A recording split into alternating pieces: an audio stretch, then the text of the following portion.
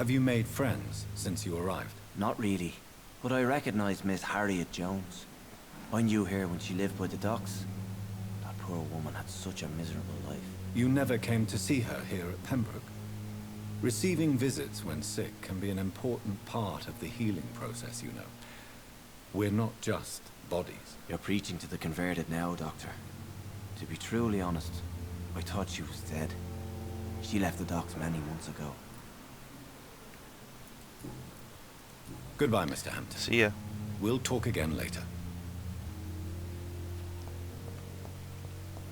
Fear and disgust on every street corner. Did I talk to you? Good evening, Nurse Hawkins. Good evening, Dr. Reid. I did talk to you, didn't I? Leaving this hospital? Pepper, are you sure you want to leave this hospital? To become a nurse was a little girl's dream. But in the end, I don't feel that useful. I want more. I want to make things change. Be proud of what you've achieved. Patients need you. This is unacceptable. Be proud of what you've achieved. You should be proud of what you've achieved. This hospital represents hope for many people in need of help. Maybe you're right. But at the moment, I feel like we're just a cemetery waiting room.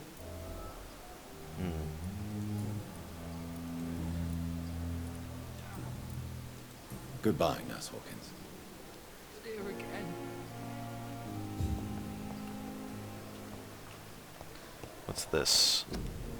Nurses are needed now. In the name of mercy, they depend on you.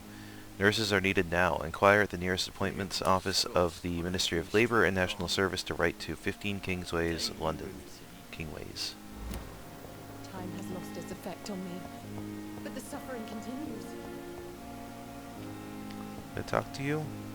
Good evening, Nurse Hawkins. Oh, Good evening, Dr. Reid. I just talked to you. You're the same person. Goodbye, Nurse Hawkins. Oops. Just haven't been down here yet. Who or what do we have here? Hello there. Good evening, sir. I'm Dr. Reid. I believe we're going to be colleagues. Reid? Yes, I've been informed about your arrival.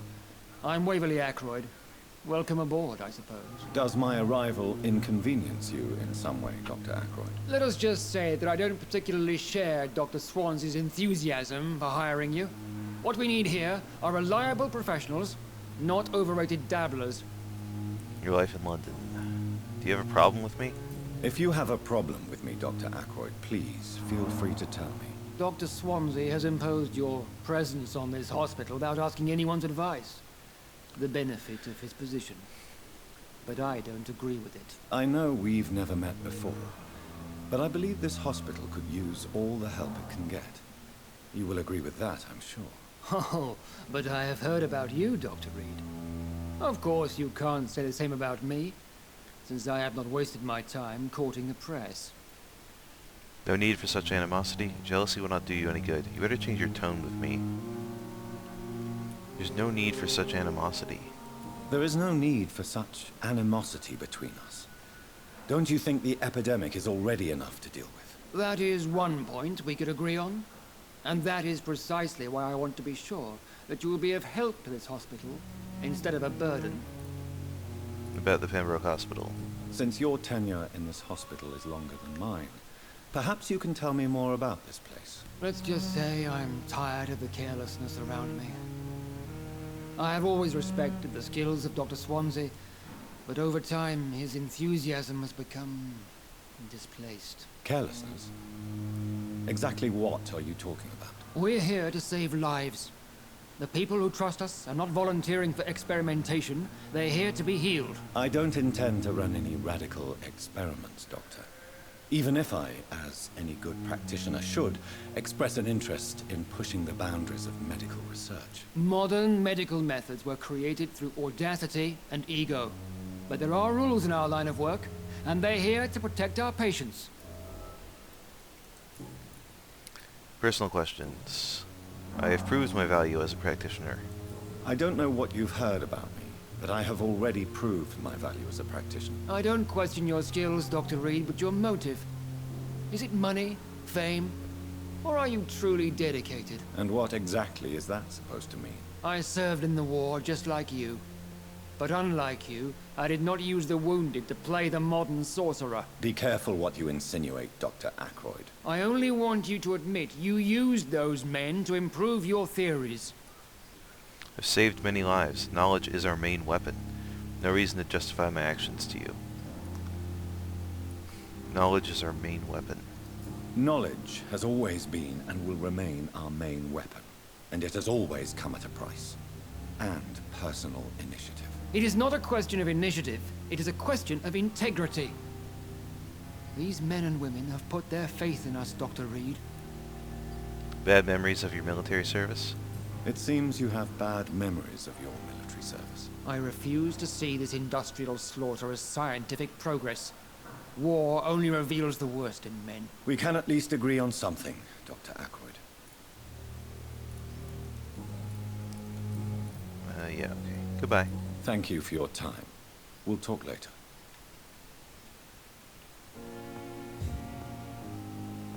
I'm alright. Don't waste your time with me. Hey. What can I do for you, Doctor? Goodbye. Thank you, Nurse Crane. I assume I'll have more to talk to her about later. Let me go to this first. 4 glass vials. Oop. Unfinished letter.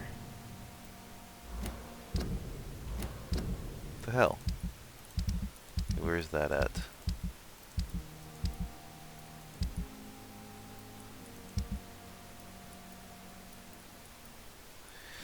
Unfinished letter. Pembroke Hospital, 2nd of November. My dear children, sorry I did not write to you before, but it hurts like hell to write these few words on bloody paper. Don't worry, Daddy will get out of the hospital as soon as the doctors fix his arm. In the meanwhile, if you need something, go see Mr. Chadwick at the construction site and tell him you are Harvey Fiddick's children. You remember Robert Chadwick, the big guy with the mustache who helped me repair the house doors last spring? Go see him and ask for a few bob. He won't refuse to spare you a few. I'm sorry I can't work anymore for now, but we'll figure out something as soon as I'm out. Don't worry, everything will be fine as soon as Daddy's arm is strong again. As soon as the doctors have fixed my arm, it ends there. Hello, Good sir. evening, Doctor. I believe we're going to be working together. Dr. Reid. Dr. Swansea informed us of your arrival, but I could not dare to believe we'd have such good fortune. Such an honor, sir. Thank you. And you are? I am Thoreau Strickland, Dr. Thoreau Strickland. I'm a great admirer of your work, Dr. Reid. Your life in London. Tell me about yourself. Please, could you tell me something about yourself? I'm a great admirer of your work concerning blood transfusion, Dr. Reid. I run my own experiments. I'm convinced it's the future. What made you choose that career? What made you choose to be a doctor? I'm not ashamed to admit you and your work have inspired me. I am honored to have the opportunity to work by your side. I'd be glad to help you. Research is exhausting. Flattery is useless. I'd be glad to help you. It's always a pleasure to share scientific and medical knowledge with someone eager to learn. I'll be glad to help you if I can. This epidemic may be the century's most terrible disaster, but I'm convinced that we, as doctors, are the only ones able to defeat it. Tell me about your experiments. I based my technique on my mentor's research. He helped me perfect my method. What is yours? I'd rather not talk about it. For now, it's just theories and first approach. My process is purely experimental and unsuccessful. As long as you're cautious and methodical, you may remain empty-handed, but you won't fail. You're not the first one to warn me, but I am convinced knowledge is the main weapon against the ravages of this epidemic. Oh. Interesting. About the Pembroke Hospital. What can you tell me about the Pembroke? Well, it has always been an honor to work with Dr. Swansea. But with your arrival, I can't think of a better opportunity to learn about blood transfusion. You seem quite optimistic. You seem quite optimistic. It's a rare and precious attitude in these difficult times. I'm convinced that this epidemic is a test of endurance and dedication for us men of science. Questions remain about our capacity to resolve the situation. True, true. Last summer, during the first wave of the epidemic, I used to joke with Milton about the extra work. We're not smiling now. Do you need my help? Do you need help with anything in particular? Well, yes, maybe. I'm waiting for a batch of products I ordered for my personal research, yet my supplier seems to have vanished. Do you want me to play the errand boy for you? Oh no, Dr. Reid. But if you went personally to his shop, what with your reputation and all, he wouldn't dare to refuse the products I need. I see.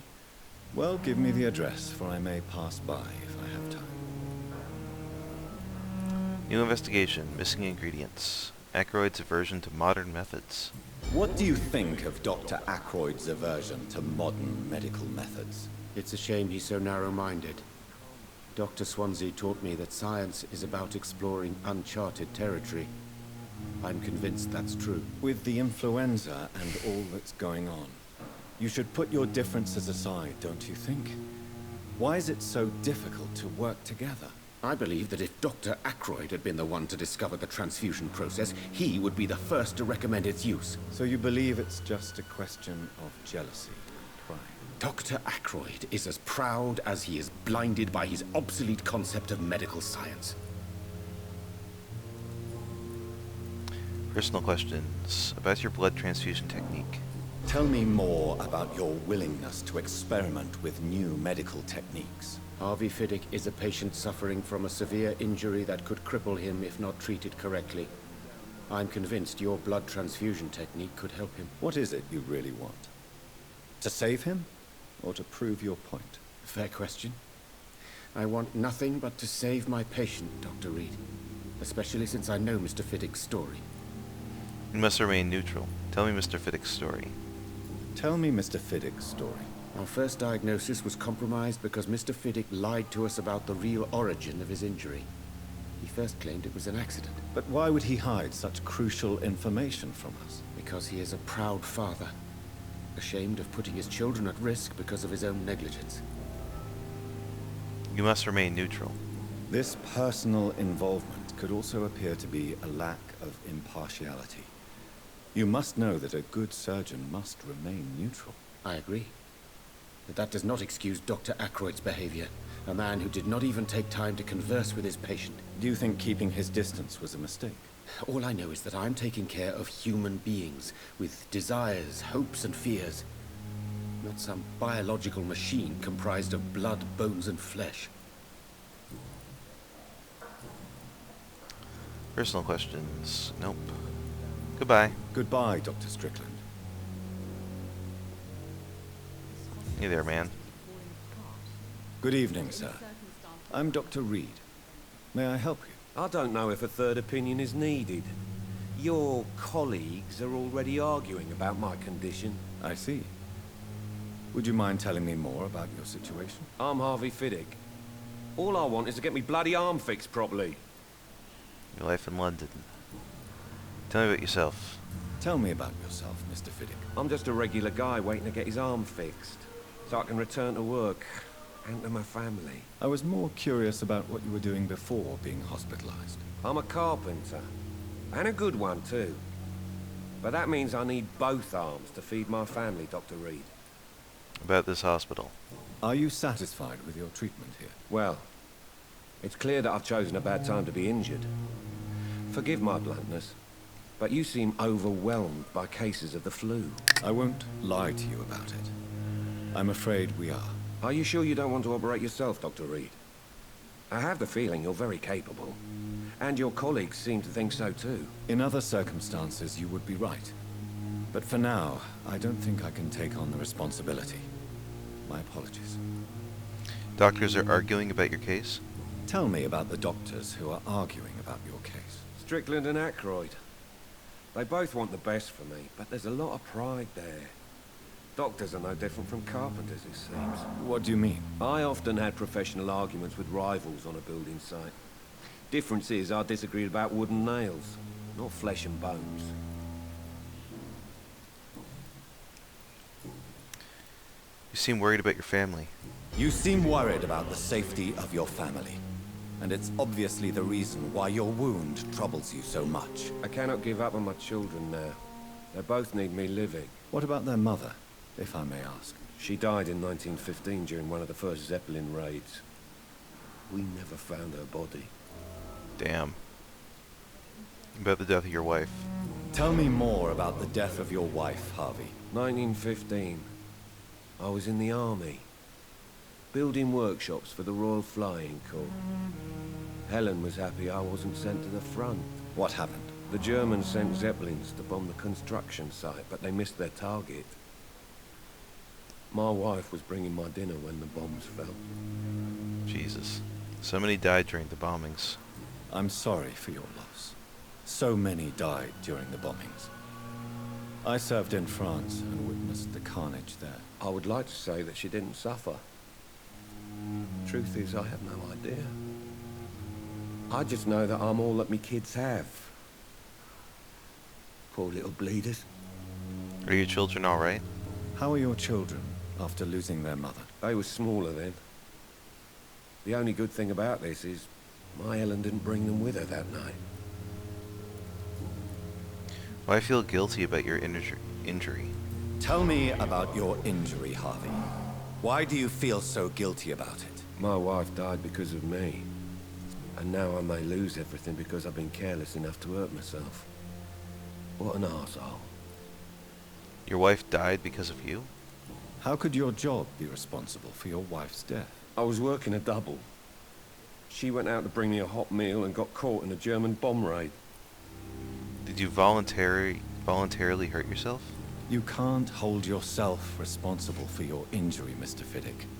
Unless you tried to hurt yourself. Of course I didn't hurt myself. But I can't work until my arm is fixed. My children need to eat, Doctor.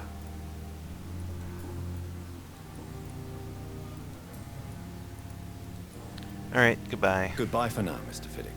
I'll see you later. I will not let you down, my boy. Alright, what's out this way? Anything? Nothing? It's just the street. 5 screws and a lead stick.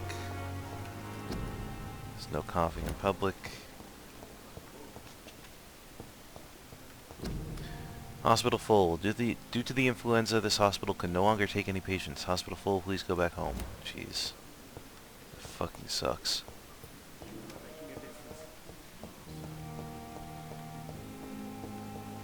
I think we've got everybody on the main floor. We've talked to, yeah, pretty much everyone that's here. Oh, no, there's more people.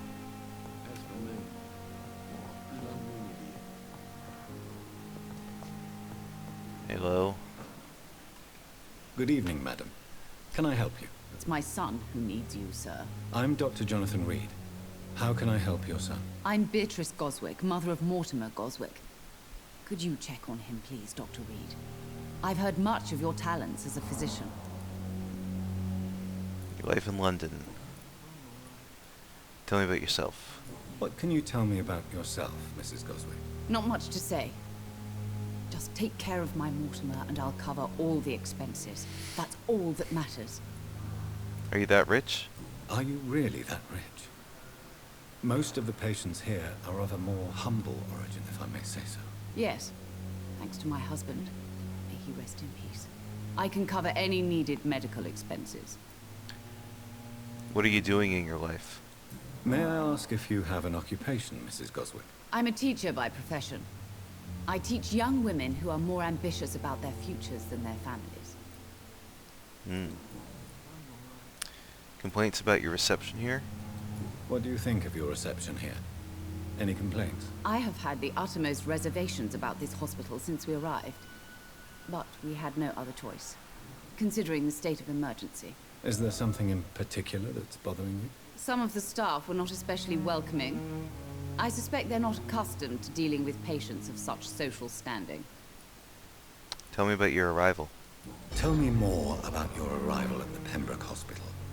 What gave you such a bad first impression? The ambulance driver was quite rude, for a start.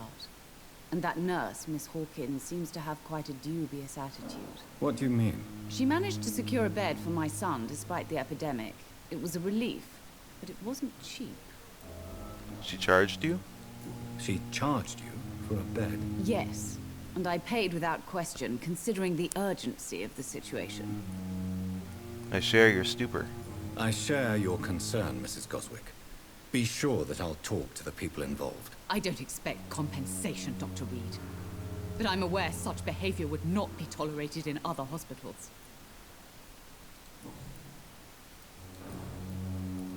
Personal questions, nothing. Okay, goodbye. Goodbye, Mrs. Goswick. Good evening, sir. Hey, bud. Good evening. I'm Dr. Reid. Can I help at all? No. Really? Why are you here, then? I don't want to talk. My throat hurts too much. I suppose that this pain is the reason you're here. Is someone taking care of you? Yes. And no. Could you at least tell me your name, sir? Mortimer. Mortimer Goswick.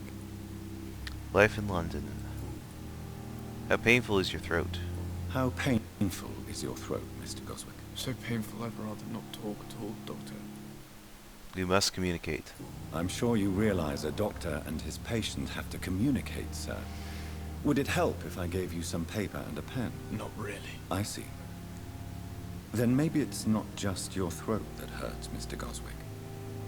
Perhaps your sore throat is just the consequence of something more hurtful. Yes, maybe. But I don't want to talk or even write about it now. How painful is your throat? I just asked you that. Back to your hospitalization. Why did your mother have you hospitalized here? She seems convinced this is a bad hospital. My mother just wants the best for me. She won't rest while I'm here. She'd go all the way to hell and back to help me. You're in good hands. Pembroke Hospital may look unorthodox, but rest assured you're in good hands here. It's not me you have to convince, Dr. Reid.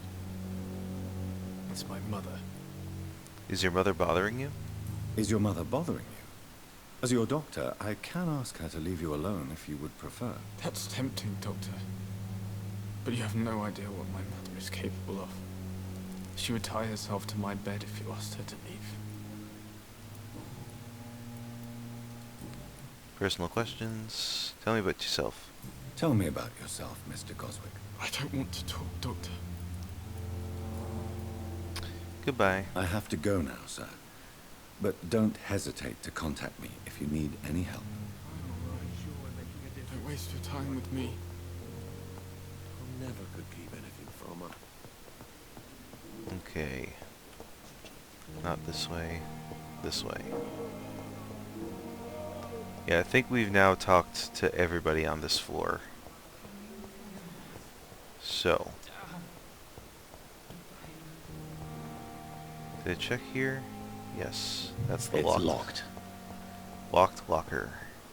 Okay, what's upstairs?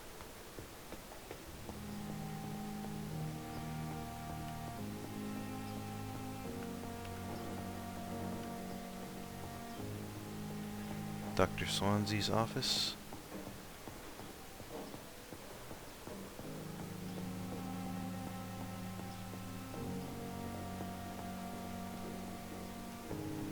Where's this go? FC2. I cannot enter. It's locked. God damn it. Well, let's go. Now. Please come back later. Dr. Swansea's nameplate. I'm busy right now. Alright, man. Jeez.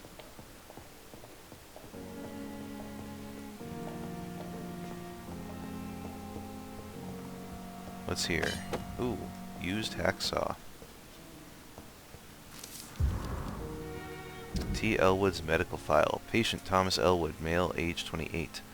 Followed by Dr. Tippett's status, convalescent, date of admission September 16th, date of release to be determined. Notes. The patient's face has been heavily burnt and disfigured by a bomb during the war. Even with the use of the strongest sedatives, he affirms to regularly endure severe pain from the wounds, as if the flames are still burning under the skin, he says. Examinations of the cicatrized tissues, I don't know what that word is, show no trace of inflammation, infection, or swelling. Scars are clean. Could it be a case of persisting nerve damage? The patient never ceases to blame himself for his disfiguration. Could it be a case of guilt of the survivor, phantom pain manifesting as a punishment for not dying with his comrades? Seems possible.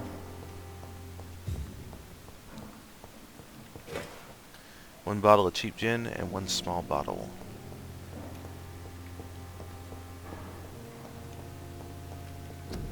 Dr. Tibbets, Dr. Strickland, and Dr. Ackroyd. It's locked, all right. Of course it's locked. Dr. Reid, that's us. This must be the place. It's definitely away from prying eyes. All right. Relegated to the shadows. A kingdom of my own. At least I won't be sleeping in a coffin. Hey, the digs aren't too bad, man. This is pretty good. Article on Econs. It is a rare opportunity and almost a privilege to approach a vampire to observe their most intriguing physical and physiological traits with psychological traits with a scientific and rational eye. Here are some of the most fascinating abilities I've personally observed over the last 10 years while interviewing a few vampires, or Econ as they prefer to call themselves. Supernatural speed. A vampire can act and move like a mortal in all his actions, but the trained eye will spot that they have the keenest senses, and can react quicker than any mortal. On a few occasions, alarm, surprise, necessity to flee, I have seen a vampire move so quickly it is almost as if he had vanished just to reappear somewhere else. The human eye cannot follow their movements when they act so quickly, but it is not a teleport or a dematerialization. It is only a supernatural speed. For me, it is a cat-like attribute, which allows them to run, dodge, or jump longer and faster than us. I also notice that such speed seems to exhaust them, and that they are bound to physical limitations. Mesmerism. One of the most powerful abilities a vampire can deploy is the capacity to force a mortal to obey them. I call this trait mesmerism, but it has nothing to do with the mortal ability to alter a subject's mental state. A vampire can bend a mortal to their will, and they can even break a mind. A vampire I interviewed even told me the more a subject tries to resist, the more permanent the damage will be, as if the vampire could literally fracture the target's psyche. The same vampire explained to me that this ability required time to master, and that the result could vary widely from one subject to another. Implant a false memory, erase a painful one, the possibilities are endless and frightening. Blood awareness. This may be the most catastrophic ability of all.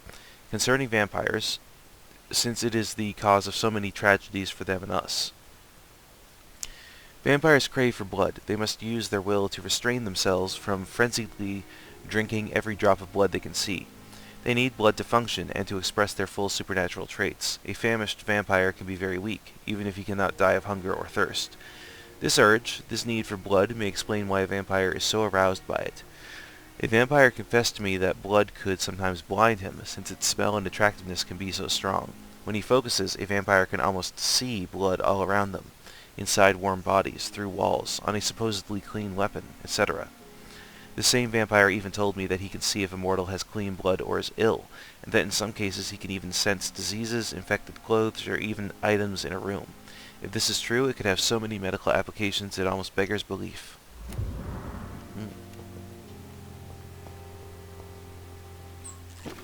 10 glass vials. Nice. The flower's dying. It needs water. Can I give it water? Is that possible? I don't know if that's a thing I can do. 5 aluminum powder and 25 shillings.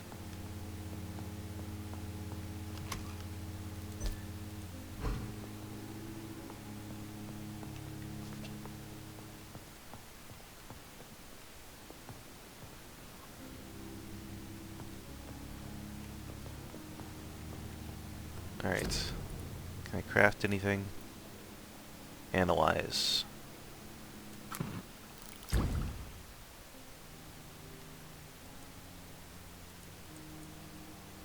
You have enough components to improve one of your weapons. Select a melee weapon to upgrade it.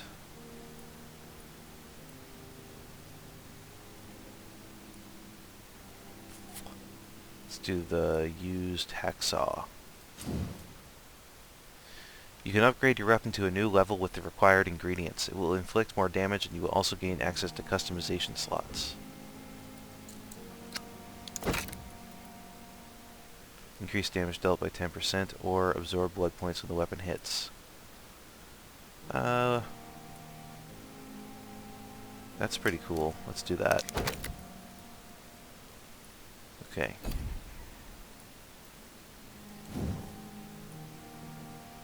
Can increase common stake also.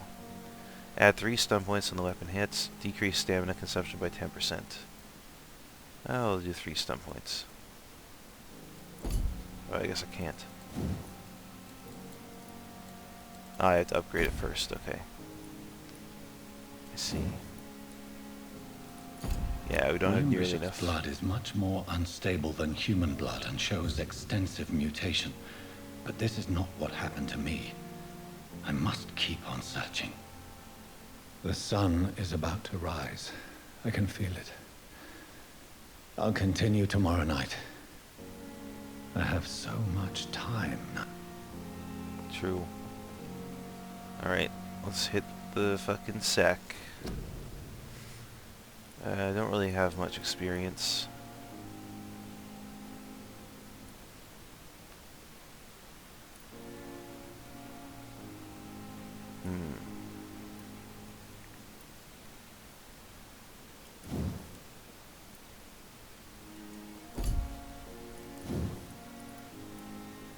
Yeah, I need more XP before I can do anything.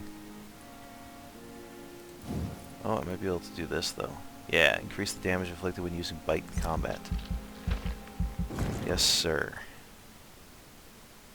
Increase the damage inflicted when using bite in combat. Let's do it. 2nd level, fuck it. Let's go. And what's this? Fast regeneration. Increase your life regeneration when using bite in combat. Yes. Sweet. Verm. The following night. If I'm to stay here until my research is complete, I'd better learn to hide my true nature from the mortals. But what about my thirst for blood? Alright, I'm going to leave it here for today. I hope you guys enjoyed this installment of Vampyr. I know I did, and I'll see you in the next one. Until then, peace out.